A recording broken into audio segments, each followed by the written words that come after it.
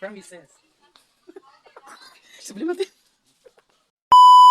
Dahil katatapos lang natin naglaba ka uwo, syempre magsampay na tayo dyan sa aming sampayan sa taas ni nahulog ng cellphone ko.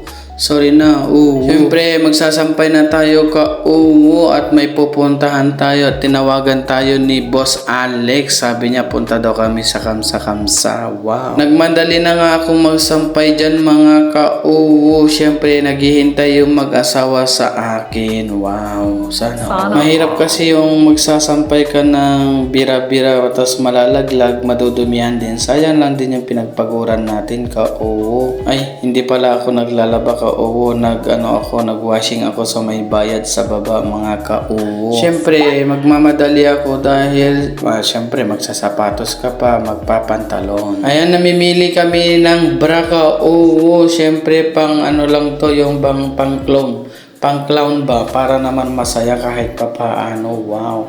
Ayan nga yung napili ko ka uwo. Syempre, tinesting ko na rin yung pang hairband ba, yan na style. Yes. Oh, di ba guys? Sorry. Sorry na guys.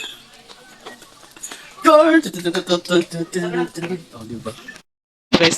At bumili na rin ako ka-uwo ng sandal para pang style ba, pang comedy. Wow. Ayan, baka pwede magpalambing naman sa inyo mga ka-uwo, si Jovelyn Esores. After nga namin sa Kamsa mga ka-uwo, syempre pumunta na kami dyan sa Kabayan Market dahil malapit lang naman dyan. Bumili na rin kami ng pang-budget namin ka-uwo ng pang isang buwan. At dyan na lang nagtataos ang aking video mga ka-uwo. God bless po sa inyong lahat. Thank you.